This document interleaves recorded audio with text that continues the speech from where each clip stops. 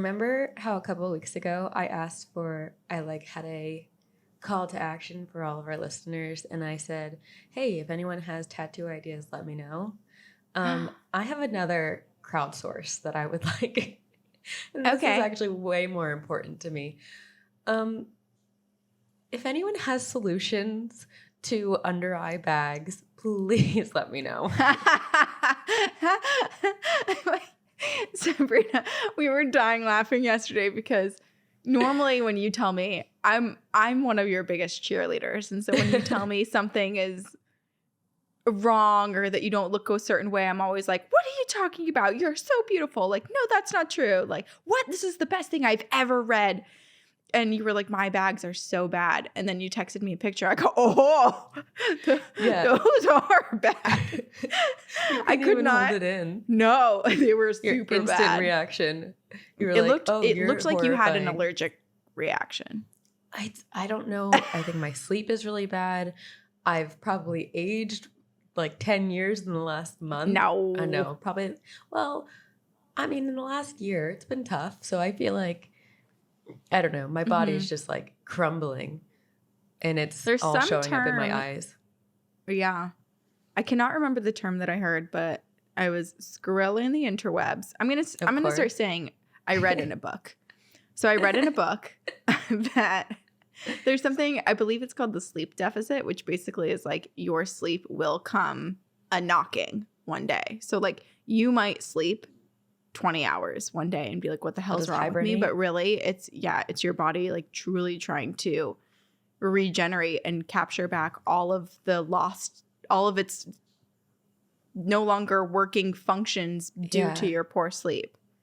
I do have like once a month, I have a day, an evening where I go to sleep at 6 p.m. and I sleep until 7 a.m. There you go. That's probably at least once a month. It's trying. Okay. Your body's trying.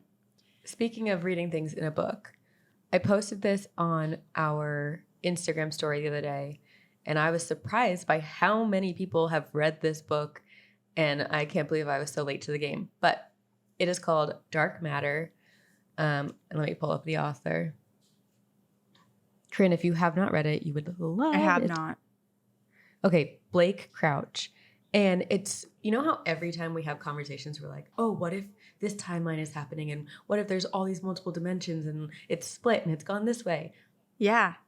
This book explores all of that. Ooh, I would like this. It's so cool. It's a great book. And I think totally they're turning gonna get it into a series, someone said. I'm not sure. Oh. But it's great. Highly recommend. I definitely will read it. I'm into listening to books these days because so I have about 2 books that I've been reading like 1 chapter a month, like actually reading because I barely have time to do that. But when you listen to books, I do it when I'm cleaning, like when I'm doing all my chores, when I'm walking to my workout class. And I've been crushing books that way. So I will grab it on Audible or through my library or something. What books have you been listening to? I'm listening to The Tattooist of Auschwitz right now. It is so good. It's heavy. Is it like a true story? Nonfiction? No, I think it's fiction. Okay. But it's I think.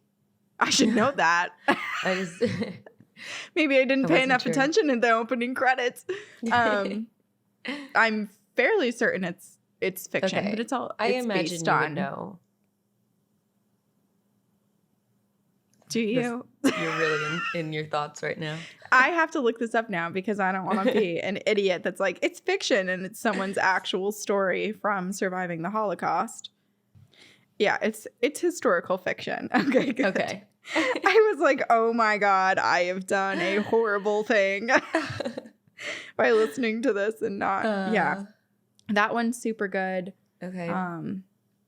I'm currently reading in person, like with her. I guess I listen in person. I read with my eyes. Jeanette McCurdy's book, I'm Glad My Mom Died. I think that's what it's called. It's all about basically her trauma of being raised by her mom, who's this extreme narcissist and just was just a really manipulative and emotionally abusive person. So wow. What else are you on reading? Goodreads? Oh, and then I just started in 5 years. I'm all over the place. I'm like That's historical fiction. I'm nonfiction. I am romance. Like you've got a mix. Yeah. Wait, are you? Because then when you have different ones, you can pick up what you're in the mood for. You know, like I'm not always in the mood for something heavy, and I'm not always in the mood for romance. Are you on Goodreads? Yes, I am. I need to start actually logging stuff. I usually do, but like sometimes I'm months behind what I actually have done. But yeah, me too. Yes. I will say reading on the Kindle is the only way I actually keep up with Goodreads, because when you finish a book, it then asks you for your review on, and it's connected to your Goodreads. But I just read A Flicker in the Dark, which everyone was talking about. I will say, I'm going to brag real quick. I guessed and knew who it was, who the killer was, before page 30. You did? Okay. Well, now I feel like this is a challenge to all of us that we have to read this and see if we pick up on the same clues. Now we know that the clues are within the first 30 pages because I know. I was going to say the specific page, but then that gives it away. So within the first 30. Don't do that. We'll see. We'll see. That's like I felt very braggy when I in the first like 20 minutes of watching, or like 15 minutes of watching The Glass Onion, the Knives Out movie, got it. Yeah. Oh, you got that one. But it's fun. Yeah. Wow. But then I was convincing myself it wasn't. I was like, that's way too obvious. And then my relatives were like, is it obvious? I was like, I don't know. You're a genius. Well, so are you, because you got page 30. Sometimes I think it's more just like it's fun to when you identify something and get something right. And then that just means I think that we're on the same wavelength as the author or the writer. Like our brains just work the same way as whoever wrote that. Yeah. And that means that we can write and create as many stories and be just as successful. Right? That's how that works. Yeah. Wait, what were you saying you were reading? I interrupted you to brag about myself and The Glass Onion. Well, honestly, that deserved some applause. So high praise to you, madame. Thanks. High praise to you too. Bow down to the master. Did you just go a-doo-doo? A-doo-doo. A-doo-doo. I don't know. I'm just saying noises at this point. I have no idea what is happening. Should we do a round of word association? Yes. First, let's say this is Two Girls, One Ghost. Two girls, one ghost. Okay. And this is Doo-Doo, and this is Dee-Dee. And this is Doo-Doo and Dada. I'm Sabrina. I almost said I'm Corinne. I'm Sabrina. That's Corinne. Okay. Well, okay, I'll start word association. Dumb. Penis. Ooh, sorry. Butt. Nickel. Wait, this is not word association. I'm just saying words. Brain. Okay, come on. Hold on. Brain? It's supposed to be word association, not just say another word. No, okay, let's go. It is what comes to mind. It doesn't have to be. Well, because my brain was going so fast. I was like, alopecia, hair, skin, skull, brain. Like I went. And you have to pick one. Yeah. Okay, you start. Nickelodeon. Boogers. Plants. Stomach. Leia.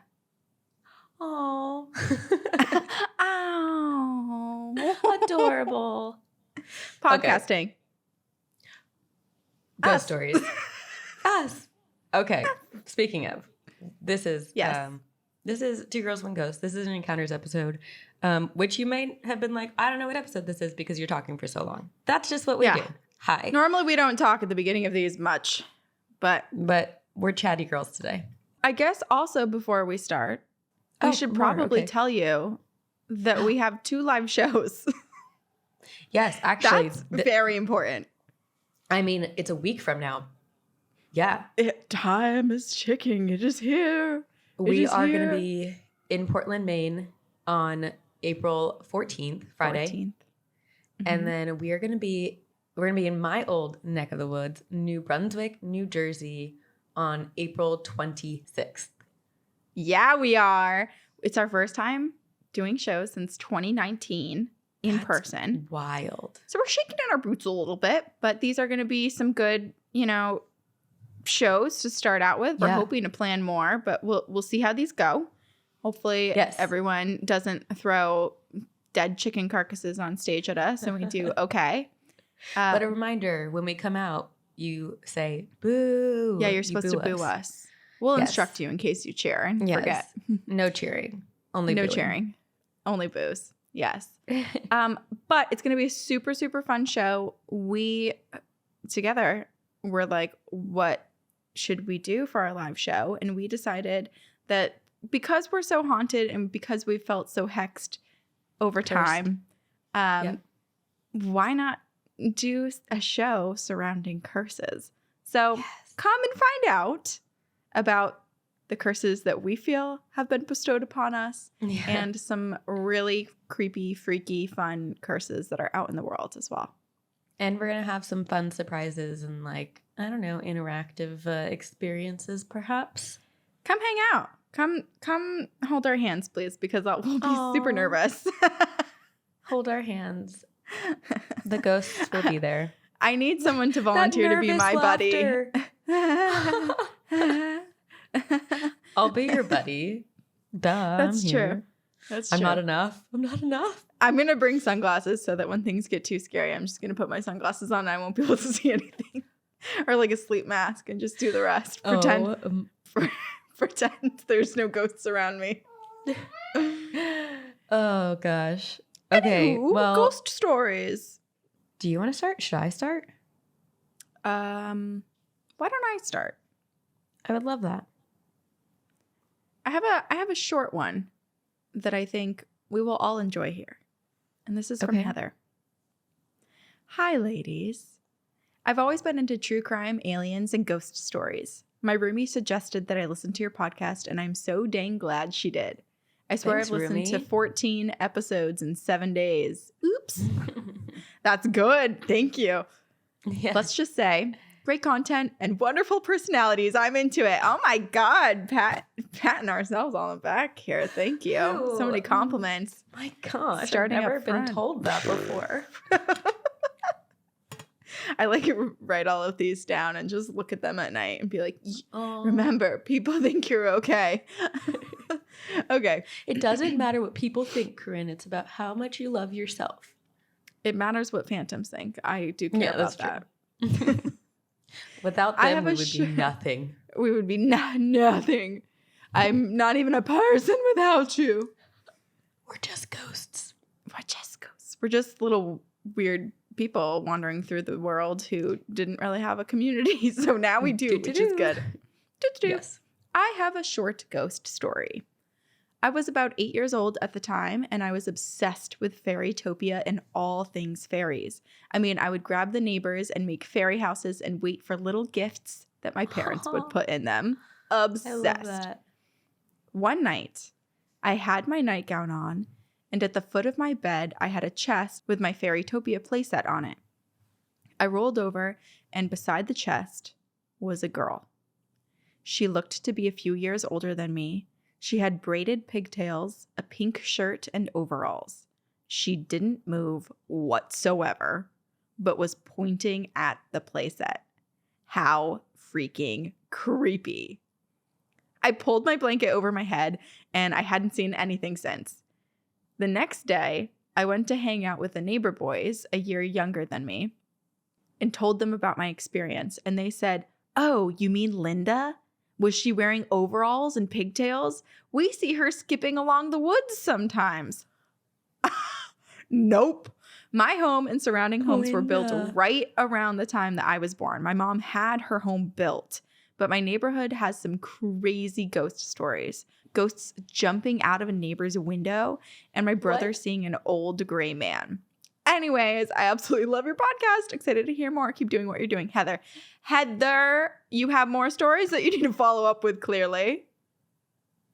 Okay, love Linda because she has overalls on. Linda! But also, okay, I know it's creepy because no one wants to wake up to a little girl in their bedroom in the middle of the night, but she likes the fairies. She likes the fairy. She wants to play with the Fairytopia set, which so do I. That sounds like a dream. Same, right? But it's just, I mean, I guess, yeah. I mean, it's a creepy experience to see someone in your room and then to have confirmation of that little girl the next day from fellow people in the neighborhood being like, oh, yeah, we see her often. Like, she chills around here. She's skipping along the tree line. But that probably gives you comfort, right? To be like, oh, I'm not the only one who saw this girl, and I'm not,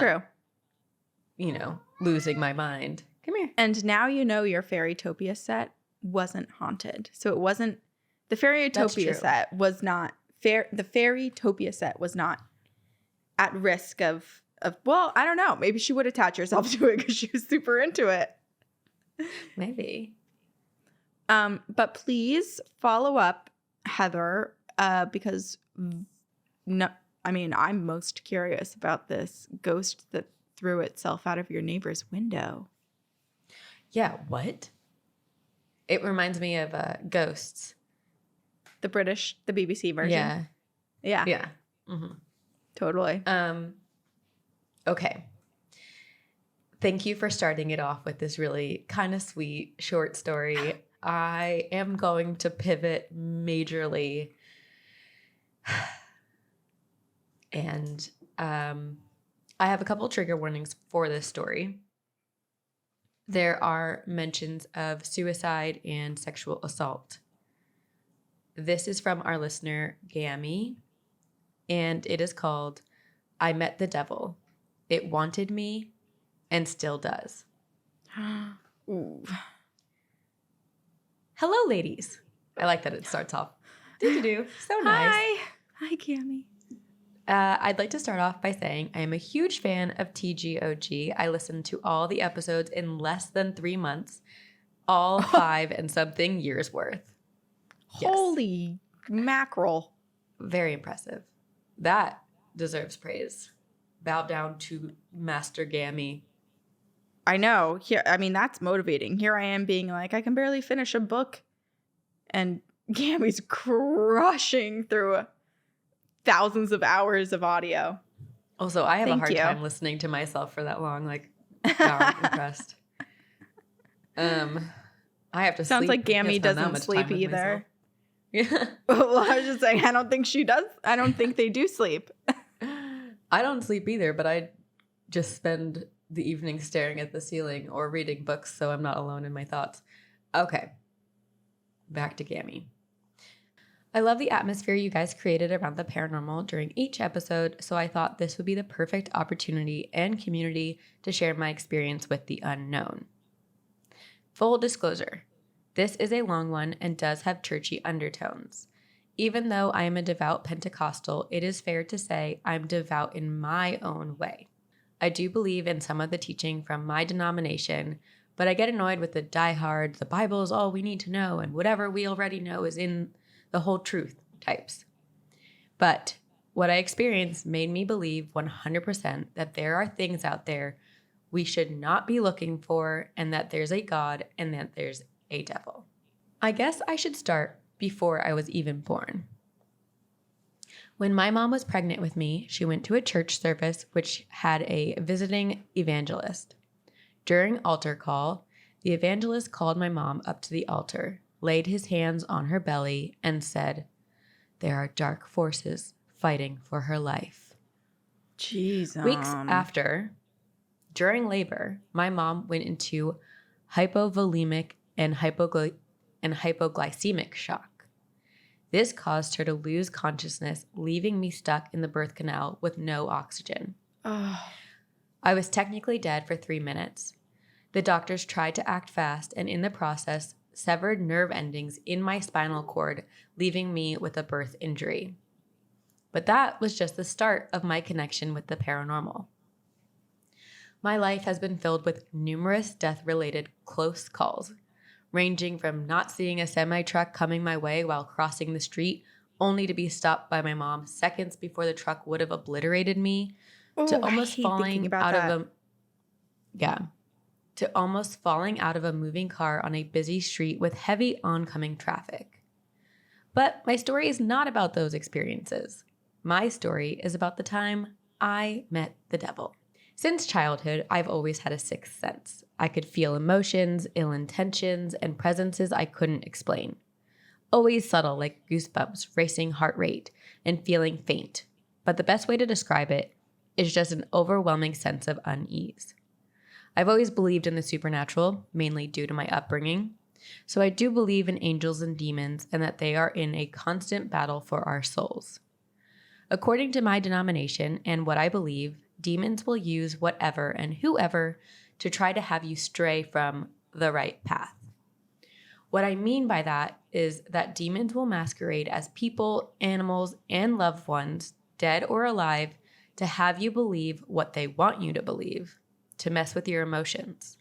They'll feed off all energy and emotions, but thrive on the negative, therefore making you even more susceptible to influencing negativity. At least that's what I believe. I still, however, understand that there are many things out there that we do not know yet, so I'm very open to any and all possibilities. But enough on that. Here is my story. My story begins 4 years ago. During that time, I had a conversion episode. Basically, my body stopped working from stress brought on by manic depression due to multiple sexual assaults. That was the darkest period in my entire life. Depression had consumed my life. I was not a functioning human.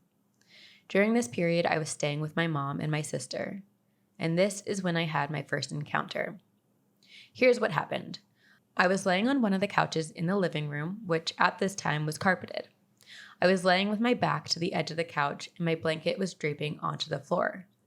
It had been about 5 to 10 minutes of me laying there when I heard the thud and crunch of a person walking on the carpet. The steps were getting closer.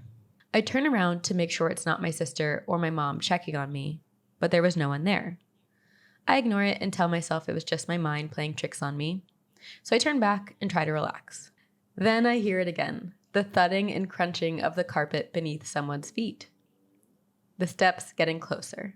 I turn around again, and still no one was there. So I turn back to face the couch, but now convinced that it is my sister messing with me. I hear the steps again coming towards me, getting closer and closer and closer until they are right behind me. So I yell, "Leave me the fuck alone, Gabby." And then there's silence. I have this incredibly unsettling feeling that there's someone standing right behind me. I try not to move as to not humor my sister, and then I feel the tugging of my blanket on the floor as if someone had just stepped on it and was now standing directly behind me. Convinced it was my sister, I swing around and yell, "Fucking bitch." I'm normally nicer to my sister, but I was going through some shit, okay? But I stood, frozen, at the sight of an empty living room. I snapped out of it when my mom poked her head out of the hallway and asked me what was wrong. I told her that everything was okay and to go back to bed.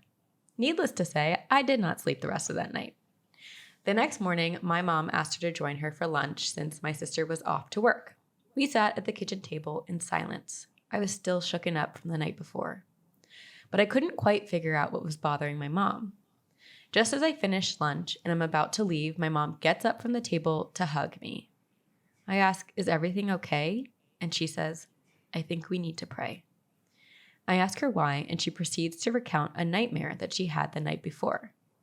She told me that she dreamt I was drowning in what looked like mud. In her dream, she was doing everything she could to keep me from going under, fighting to save me. And she kept hearing a voice saying, "We are waiting." That's so ominous. We are waiting. So scary. Multiple. I mean, we means multiple. Yes. Things are after this person. Yikes. This child. Yeah. I, convinced that my pastor mom was just trying to get me to go to church and pray, brushed her off and told her that it was just a dream. She anointed me with oil and said a quick prayer before I went back to bed. Tension started building between my mother and me.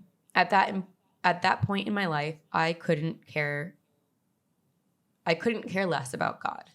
Religion and my spirituality and my mother, being a pastor, would not stop trying to shove it down my throat. This caused me to move out of my mother's apartment and move in with my boyfriend. This is where a new wave of terror met me. After moving in with my boyfriend, I started having some pretty serious dreams. Night terrors, sleep paralysis episodes, encounters. I don't really know what they are, but I'll let you decide. The first time I experienced an encounter, I guess, could definitely be categorized as sleep paralysis. It was by far a very scary experience. I don't remember going to bed, but I do remember noticing that I'm laying in bed. I look around the room and it seems empty at first. I try to get up, but I cannot move a single muscle. I look around the room in fear. I look to the window and it's a perfectly sunny day outside. I look towards the closet and nothing seems to be out of sorts.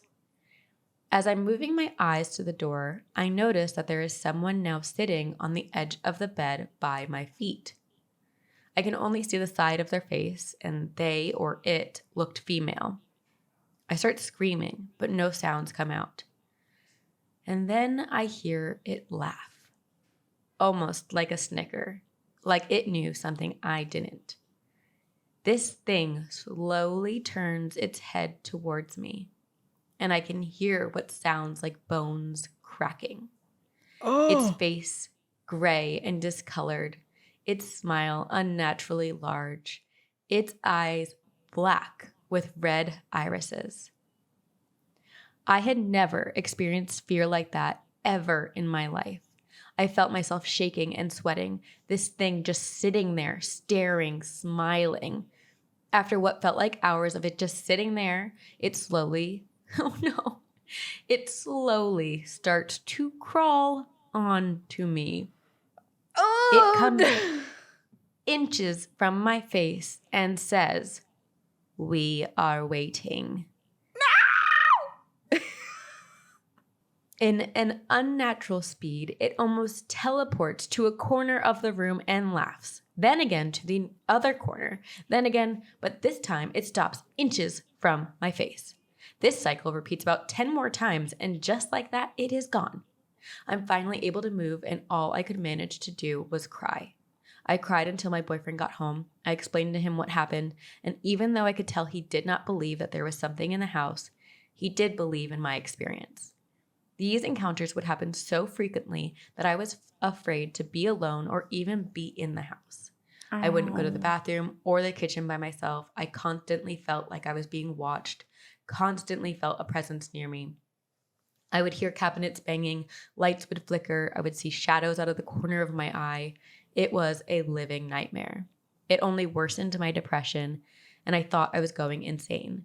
Constant fear drove me to want to end my life. Thank God I was unsuccessful. The night before my suicide attempt, I was in the living room watching TV, waiting for my boyfriend to come home. The TV was directly next to the doorway into the kitchen. So if you're looking at the TV, the doorway is directly in your peripheral vision. I remember watching The Office, my all-time favorite show. As I'm staring at the TV, I could see flashes or shadows in the doorway. But every time I looked there, there was nothing. This happened pretty much an entire episode, and I was starting to think that maybe I had something in my eye. And then it showed up. Still looking at the TV, I could see in my peripheral a shadow figure slowly peeking its head from the kitchen. Except this time, when I looked, it was there. I still could see it.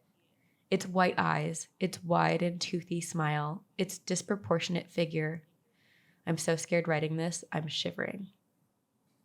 It just stood there, watching me. I screamed, but it didn't move. The only way out was through the kitchen. I was trapped. I took my blanket like a scared little girl, placed it over my head. The room was so cold. I was crying, too afraid to look again. And then I hear it start walking towards me. I hear the creaking of the hardwood floors and what sounded like men's dress shoes coming my way. With every step, I jumped and whimpered. And then I feel the tug on my blanket like someone had just stepped on it. I had never been so scared in my life. The fear I felt was indescribable. Amidst my crying, I hear it whisper, "We are waiting." And just like that, the room was warm and cozy again, and the presence and fear I had felt before was gone. Just seconds later, my boyfriend walked into the house. I crumbled into his arms and couldn't say what happened. No words would come out, so he just held me until I fell asleep. I had completely forgotten that night my boyfriend was leaving for a weekend trip with his family. We weren't too close, so I had decided I didn't want to go, which was a bad idea. I woke up to an empty house, and from the moment I woke up, I could feel something was off. The house felt tense, scary. The entire day, I felt like my heart and chest were being compressed. It was awful. By nightfall, I was exhausted mentally and physically, and I just wanted everything to end. That is when I made the decision to try to end my life. My choice, pills. I took the entire bottle, laid there waiting for darkness to consume me. But as I lay there, I hear a voice simply say, "No." And in that moment, it was like a weight was lifted from the atmosphere. Everything felt lighter. I wasn't scared anymore. I immediately grabbed the phone and called 911 to tell them I had made a mistake. As is expected, I spent some time in an institution, and during that time, my mother came to visit me. We hugged, kissed, cried, and talked. But one day, when she was about to leave, she had told me that right about the time that I had taken the pills, she, in her mind, was reminded of the nightmare she had and immediately begun to intercede with a deep, intense, focused prayer, asking God to save me, to protect me, to help me. She felt as though she was in a spiritual warfare. 6 hours later is when she got the call from authorities. Oh my God, I have chills. This is so a mother's intuition meets just supernatural intervention. Yes, exactly. Yeah. Wow. Yeah. This reminds me of your experience seeing the light and dark fighting over your sister. Right? Wow. Oh my gosh. I'm so glad their mom felt this and knew to basically call upon some light to help this situation. However, and that's why Gammy was able to hear that voice, no, you know? Yeah. And help feel that lightness and get rid of the darkness. I still have goosebumps. It's just like waves of chills right now. Yes. Okay, to wrap it up, Gammy says, it hit me that it almost got what it had always wanted, me. I know this story might seem outlandish and even crazy, but I guarantee it is all true. It happened to me. I almost left this earth, and since then I have tried to search for God in my own way, tried to be closer to Him. It might all just be creations of a depressed mind, but the voice I heard that night say no changed the trajectory of my entire life. I'd like to think it was God telling me whatever it was that it couldn't have me. Even though I've moved on, there are times where I still feel heavy presences, but I've learned that I have more power over evil entities than they have over me, and that in those instances, you must tell it to leave. So whenever I feel off, I just say, "You have no power, you must leave." It seems like it has been working, and I'm grateful for whatever happened that night because otherwise I would not be here. I still wonder, though, if it didn't take me that night, will it try again?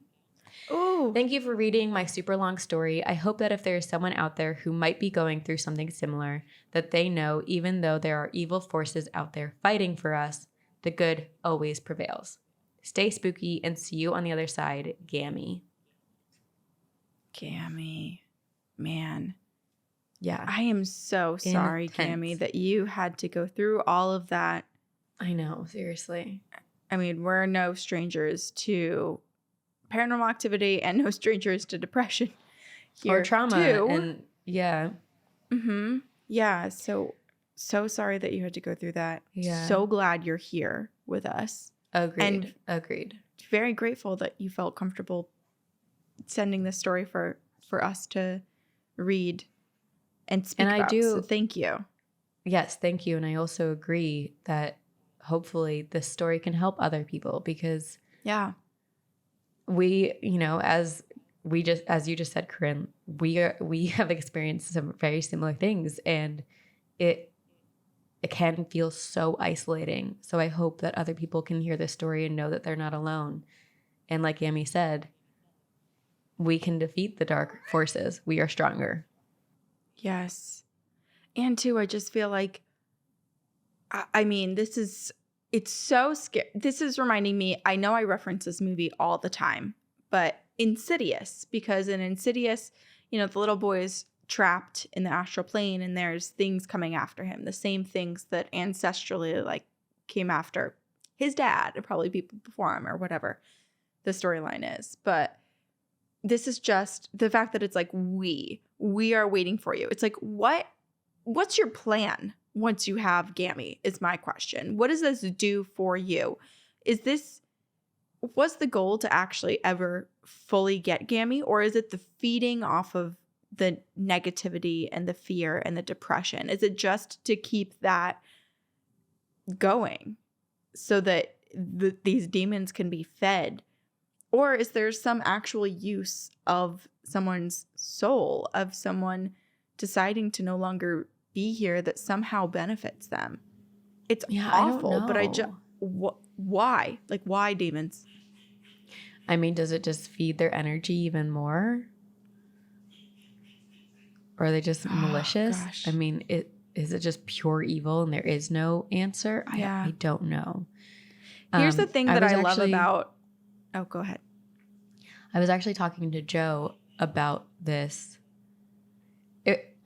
There's so much. Joe actually, when I went to my session, he was like, let's talk about the podcast. We should totally do something. So it's going to happen eventually. But we were talking about dark forces and how he's like, they're like cells. And once they target one cell in your body, they start to like multiply and open up space for more of them. And they do become a we. It's not just one. It's like a virus. Oh gosh. Yeah. An infection. Yes. Yeah. Here's the thing about stories, experiences like this that people have, is that no matter how much darkness there is, no matter how many demons are against you, the thing that I love, that I think we should all remember, is that it doesn't take that much positivity to bring you out of it. The positive side is so much stronger than anything that the darkness can bring in. Yeah, but it's sometimes hard to remember that or know that when the darkness is just deteriorating your mind and your soul and manipulating your reality 100%. And terrifying you. Exactly. Because, perception is reality, and you're not in a space when you're being beaten down like that to think this way. So I'm just so glad that Gammy heard that voice, heard the no, that Gammy's mom felt the need to pray. And not just something. It's also amazing that her mom didn't just, wipe it away as some odd feeling or some dream or like whatever, because I feel like there's so many times where our intuition and our gut instinct tells us something and we ignore it. And I probably ignore it 80% of the time. And every time I do, I get mad at myself and I say, next time I'm not going to ignore it. But then sometimes I do, because sometimes I have a hard time differentiating between anxious thoughts, intrusive thoughts, and me picking up on something. So sometimes I'm like, it's okay, Corinne. Like, don't. Like, I literally made Brian move from a spot on the couch the other day because I had this feeling that someone in another apartment, a gun was going to go off and he was going to be like struck. But I think that was an intrusive thought. Yeah, it's hard. But it's also hard. It's so hard. I have a really hard time understanding what is my gut and what is my neuroses. Right. We're all right in the line, man. Oh, man. Okay, well, thank you, Gammy, for sharing that. We really, really are glad that you felt comfortable to share your experience and be open and honest with us. Or open and vulnerable with us. I was so excited to find this email in our inbox because it is sent from a listener who lives in one of the countries that I always say is the most haunted. Can you give a guess? Mexico? Nope, the other one. Philippines? Yes! We're going to the Philippines. I feel like that was like trivia. I don't remember if anyone comes to in the past. Our live show, maybe we'll give you a pop quiz. So remember everything we say. Which we don't even remember. So the fact that we're going to hold that expectation of others. Okay, this is called Properly Paranormal Philippines. Oh. Why, hello. I've written you a few times. I have an infinite amount of weird shit that occurs in my life. So to my email I go. However, this email won't be about my personal encounters, but from deep within my family history. To preface, types of story. Right? Yes. This is just like proof that you need to talk to everyone around you about paranormal activity, because then you'll absorb all of these stories and get to regurgitate them. To us. So it's a win-win. Yes. To preface, both my maternal and paternal grandmothers were born and raised in the Philippines. My maternal grandma, Nana Lily, grew up in the deep jungle of Alam Samar, Visayas, as part of the Waray tribe, famous for killing Magellan during colonization. This will be a short collection of stories from her childhood. When my grandmother was a young girl, our family was very rooted in what we know today as witchcraft. Of course, this was mainly spiritual and medical practices using their knowledge of plants and the environment. With that being said, there were some other elements to this practice. The way it was told to me, my grandmother was watching over the relative's newborn baby. My grandmother thought that this was the most adorable baby, and she just couldn't help but make those, "I want to squeeze you because you're so cute" noises. Well, fast forward a few days, the baby falls deeply ill, and the family is worried. My grandma's sister and her mom instantly knew that this was caused by my grandmother's strong feelings towards the baby. Think of it like the idea of an evil eye. Her intentions were not bad, but her power was still so strong and she was unaware. Her strong feelings and attention caused this illness in the baby, so her mom and her sister sprung to action. They had my grandma take a handful of raw rice and chew it up in her mouth while her sister said a prayer. They then had my grandma spit the rice onto her hand and rub it counterclockwise on the baby's stomach. Several moments go by and several prayers were said. After a few moments, the baby was lively and cooing, and any sign of illness had just disappeared. From then on, my grandma was taught how to control her abilities, whatever those abilities were that she inhabited. Oh my gosh, that is so cool. Yes. These next Especially two because stories, the baby's okay. Yeah, right? Like, no ill intent, just learning how your energy affects people. Jeez. What a magical family, too, that everybody else in the family were like, we know what to do. Yeah. It's like a practical magic. It totally is. These next two stories are where things get pretty weird. My grandmother and her family all shared a single-room nipa hut growing up, and they slept on the bamboo floors and mats together without any electricity. One night, as the family was falling asleep, my grandma notices lights out in the distance. They were coming from the water onto the shore, so she quickly peeked in between the bamboo slats to see outside. She recalls seeing people that dressed like soldiers, holding lanterns, floating above the sand. She calls out for my Lolo, her father, and he quickly snaps, "Shh, Lily, do not make a sound. Close your eyes and sleep." Of course, my grandma, being young and feisty, continues pointing out and saying, "Where are their feet?" My Lolo snaps at her again and says, "Don't let them hear you. Close your eyes and be quiet." She would later find out that those were said to be the spirits of the soldiers who died during the Spanish rule over the Philippines. If they heard you, they would take you. Oh, it's like night marchers. Right? I was thinking the In same Hawaii. thing. Yeah. Mm-hmm. So scary. It's like, don't look, don't move, pretend you don't see them. Exactly.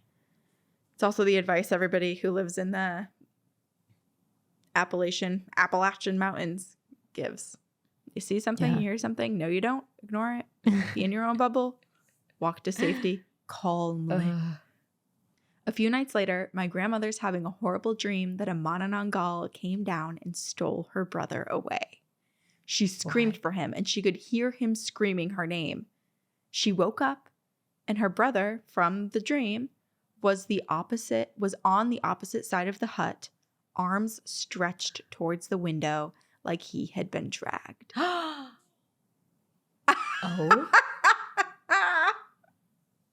Terrifying.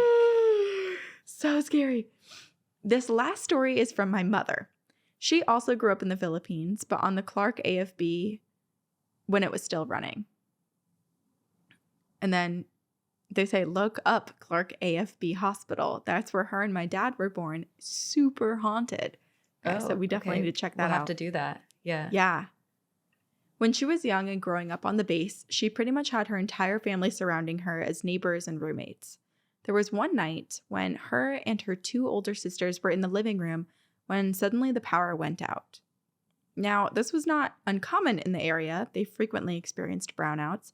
However, when looking out the window at the other houses, it seemed everyone still had power. As my mom was questioning it, she starts to see a figure. She describes a beautiful lady, head to toe in white, glowing as she floated by the window. My mom quickly grabs her sister, and they sit and they watch this figure together. They watch for what seems like several minutes as this figure keeps reappearing from the same side of the window as if she's circling the house. After a while, my grandma and her sister come into the room, and all of them are now witnessing. These 3 girls are witnessing this happening. Suddenly, they hear a wailing. It sounded like sobs of pure agony from a woman's voice.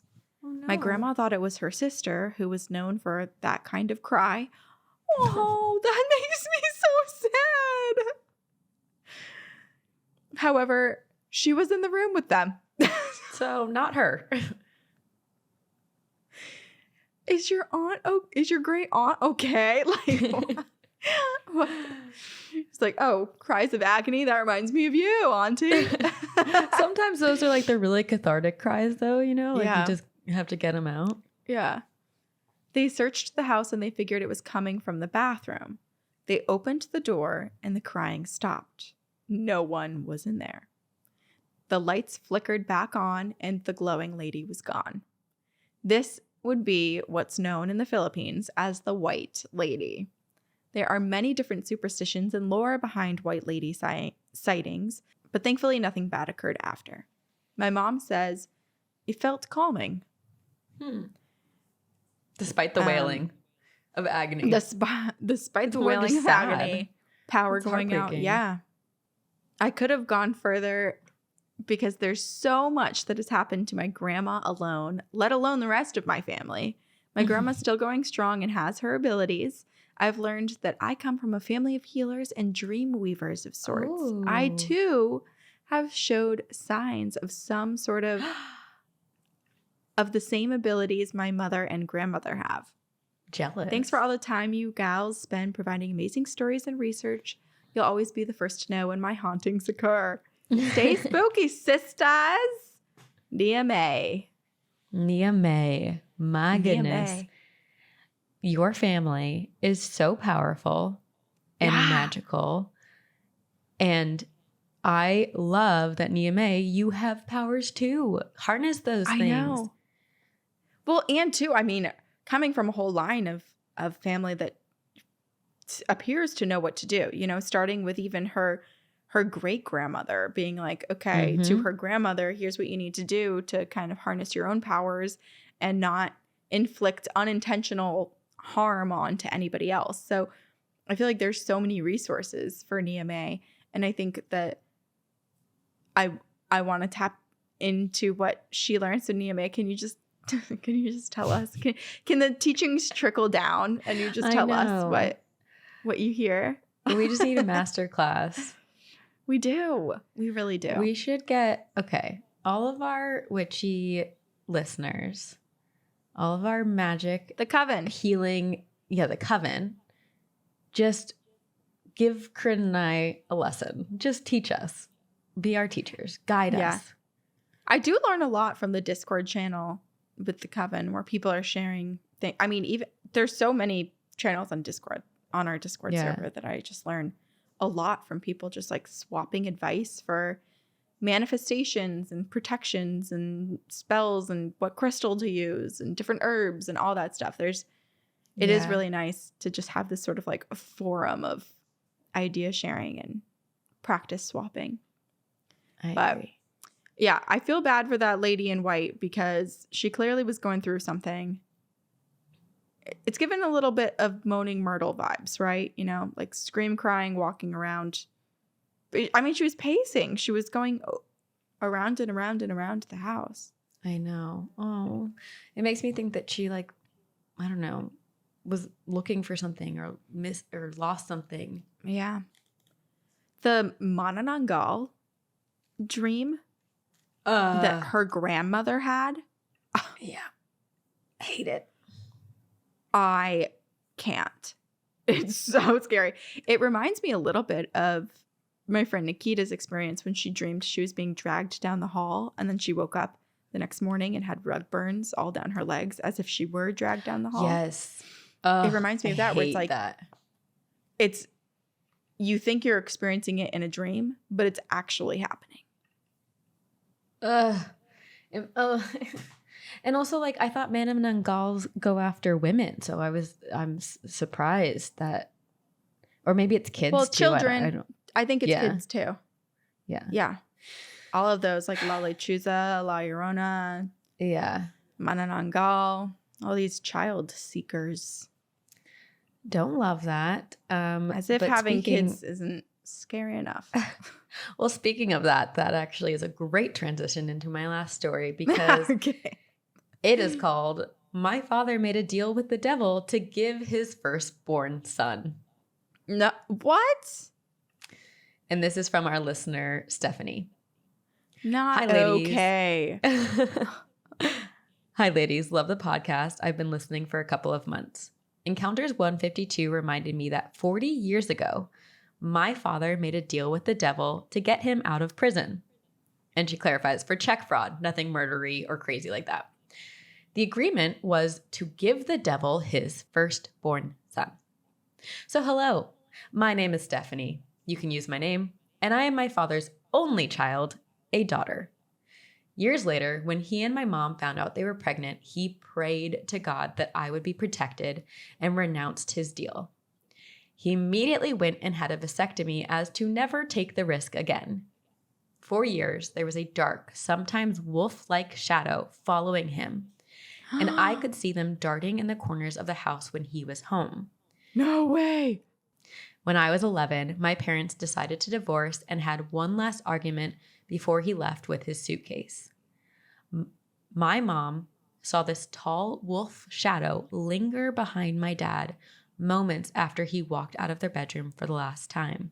The shadows were gone, and all we were left with was this sweet elderly lady who likes to play my piano and hang out during my birthday sleepovers, and then we also have a phantom kitty. Oh, that's nice.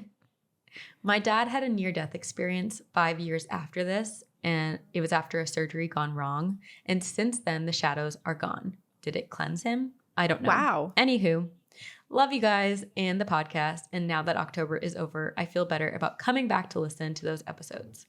It has been a series of unfortunate events all year, so I needed as much light and bright in my life. Hopefully, after being literally hit by a school bus on October 31st, I can put all the bad luck we've had behind us. Oh, Stephanie. Oh my God, Stephanie. Are you okay? No, that's bad. And so scary. I'm glad you're okay. Holy moly. Man, the first story you read, they nearly got hit by a bus. Then we end with Stephanie actually getting hit by a bus. Jeez. Okay, last sentence that Stephanie says is, however, a hurricane is hitting us today, so maybe I'm not out of the woods yet. See you on the other side, Stephanie. Okay, well, Stephanie, as horrible as those things are, and I'm very sorry that you got hit by a bus. I know. My gosh, that's terrifying. How very Regina George of you. Stephanie does seem to be protected, and, you know, the fact that she was not given to the devil, and even after that, her dad had made that deal. It's good that it was firstborn son, not firstborn child, because my goodness. Right, that distinction. Yeah, go ahead. Well, just the fact that there was an actual shadow that Stephanie's mom saw, that Stephanie saw, like, it was experienced, because it's one thing to just have a lot of nervous anxiety over a deal you thought you made. You were like, I put those intentions out into the universe. What if something comes collecting? And I understand that nervousness completely. But it wasn't just what if. It was. It was. Yeah. There was something there waiting. Said, we made a deal, and I'm waiting to collect. Wolf. I really am curious about the near-death experience as well, Stephanie. So, yeah. Especially because, like, I wonder what he saw, and yeah, if he hasn't seen the shadow since, like, is it because a piece of him left, like, transcended this earth? I don't know. I would love to know. Or maybe you just come back with more protection and power or something. Yeah. Like, maybe you're just like slightly closer to tapped into the other side somehow. So you have this added shield. But I also wonder, I mean, we don't know anything about the NDE that he had. So Stephanie, if you can tell, if you feel comfortable sharing let us know about his near-death experience, let us know, because I am curious, like, what if something in the universe essentially forced him to have this near-death experience so that they could cleanse him of this creature?